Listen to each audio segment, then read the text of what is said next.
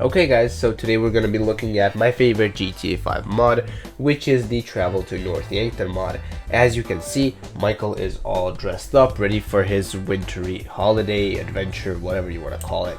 And in order to trigger this mod, we have to go to this little icon on the map, which says not flight school, it says airport, and that is where we're going. So let's go ahead and start making our way to Los Santos International Airport, and I will see you guys once we get there. And here we are approaching the airport right now. And one funny thing I really quickly want to show you guys before we go, it says arrivals here, and we're going through that door right there, and it says arrivals above it, which is kind of funny because we're going to North Yankton, we're not arriving to Los Santos. But anyway, let's go ahead and okay, so as you can see, we're back here, and now I actually had to kill myself for this to work.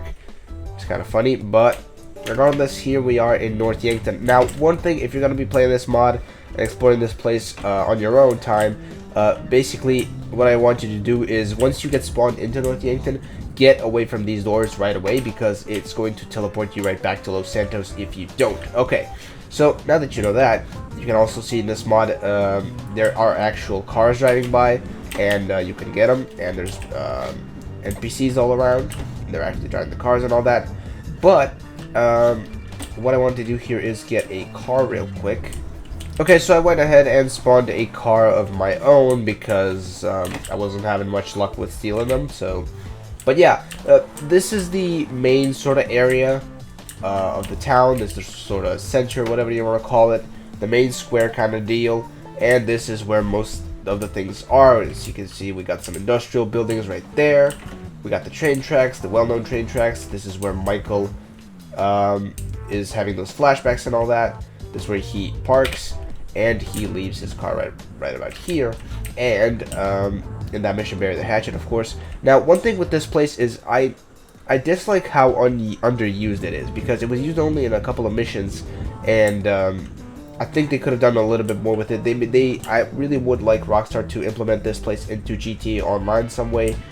So yeah, that would be really great to see, but who knows what will happen in a future DLC. Anyway, here we are in the cemetery, of course, and around here somewhere is supposed to be Michael's grave. There it is.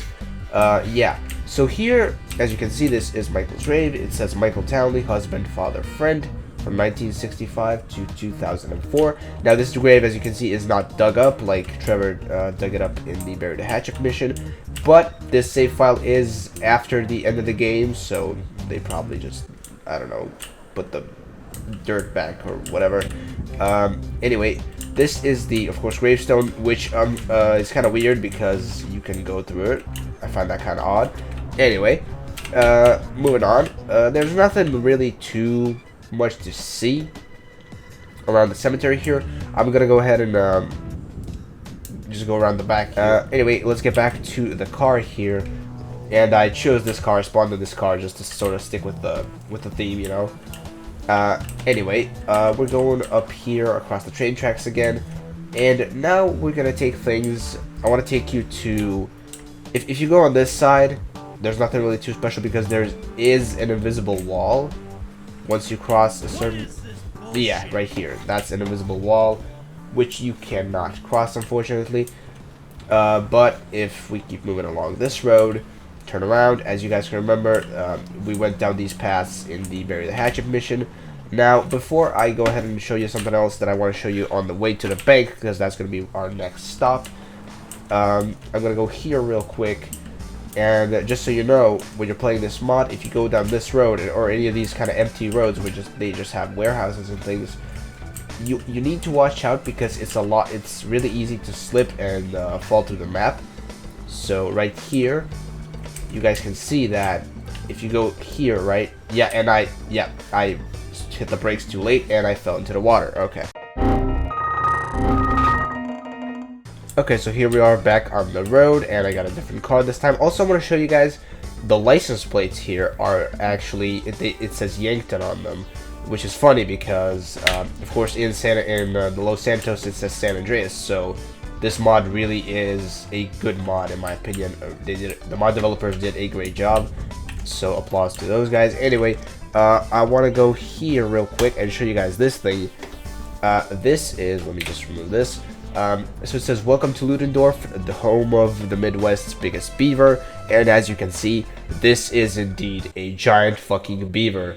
For I don't know what reason, but as you see, there's a giant beaver here. But let's get back on our way, because the next stop is going to, of course, be the bank. Another quick stop I want to make here, before we get to the actual bank. I want to go here, and there is, in fact, a frozen alien, as most of you might know, in this little lake thing. Now let me just go ahead and find this guy real quick. There he is, as you can see.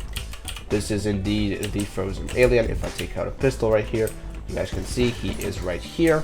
So I wanted to show that real quick. And now let's finally go ahead and make our way to the bank, where is, of course, our next destination. So I'll see you guys at the Ludendorff Bank. So as you can see on our way, there's some things around. There's things like barns around here, warehouses.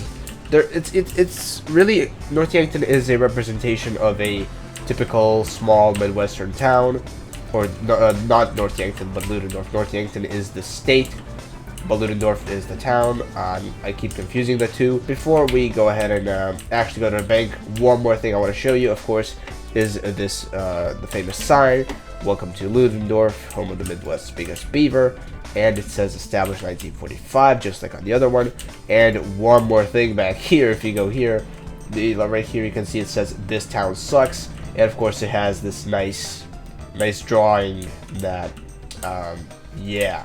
Also, one little cool detail, you can shoot out the lights. So if I shoot these out like that, they turn off. I mean, they're broken and all, but yeah, just wanted to show you guys that real quick. Also another barn up here. We got these water towers are also everywhere around the city, but unfortunately you can't climb onto them. They have ladders, but you just can't use them, unfortunately. But anyway, getting here to the bank, of course, this here is where our crew robbed this place, and whatever happened later, you guys know what happened in the prologue. I'm not gonna go bore you guys to death with that. But I want to see here, there's a guard post somewhere. Yeah, right here. As you can see, it still has the blood from the guy they shot. Entering the bank itself, you guys can see, we just walked right through these garage doors. And this place is still destroyed. Like, from the bombs and everything they set off, this place is still completely destroyed in this mod. So I guess it was abandoned or something. And you guys can see the vault here. This cache is still here, which is funny. The cache still seems to be here on all these carts and all that. Staff only, I don't think we can go through this door. So surveillance room. This place, as some of you may know, this place was supposed to be set on fire by our crew, but that was scrapped for some reason. We were supposed to pour gas all along this place and set it on fire, but of course that never made it into the final version of the mission. And now we can go ahead and move back here, of course, behind the vault, and we're gonna go over to the main lobby area, so I can show you guys that as well. So here we are. It's completely empty. There's no people. There's nothing. There's Christmas decorations everywhere, even though I don't know which month it is in the game right now. But of course, at the exit, we can't go through that. And as you can see here, everything looks like it did look in 2004, which is kind of funny. Got these old school computers and everything. But here we are in this room. This room is, of course, where you locked those people, the workers. You just leave them in here, and then you set off the bombs and everything like that. But that's pretty much it for the bank. Let's go ahead and leave this place, and then let's go ahead and show you guys the next location. So the next and final location that we're going to go ahead and check out here is going to be that place where our crew, of course, got hit by the train, and where Trevor had that shootout with the cops, and he ran over in those fields, and they weren't able to catch him. Of course, we know what happened with Brad and Michael. Anyway, let's go ahead and get on our way to there, and I'll see you guys when we get there. Okay, so here we are at this turn. So we're going to make a right here. Of course, as you remember in the prologue, this is where they got hit by that train. and they ended up here where this house is and this barn. And as far as I remember, this is where the shootout happened, and I think Trevor was sitting somewhere behind one of these. I think he was sitting right here behind this dumpster and shooting the cops, as far as I remember. Now here, I want to show you guys this house real quick, because of course it had all these cool Christmas decorations and things. And if you walk up to this window right here on the left, you guys can see there's a Christmas tree. Now unfortunately, this is only a 2D Christmas tree. If you go to the other side with any kind of mods, if you go to the other side, you'll find out that it's only 2D, and that it is basically an empty room behind there. But I thought I would just show you guys this cute little detail. Going around here though, this is where, of course, Trevor grabbed that hostage and ran off along here somewhere into these fields, and the cops weren't able to catch him, and I just got stuck in snow. Okay, but yeah, I'm not gonna go farther into there because I might either fall through the map or I might get stuck, so I don't feel like doing that. Okay, okay, I didn't expect that. And yeah, this part is kind of buggy, so I'm just gonna get myself out of here real quick before I either die or something else happens. But that is pretty much it. That was the last location I wanted to show you guys. If you liked what you saw, if you liked the video, if you want to see more mod videos for GTA 5, let me know in the comments. And like the video and subscribe to the YouTube channel as always. Thank you so much for watching. Until the next video stream, bye bye.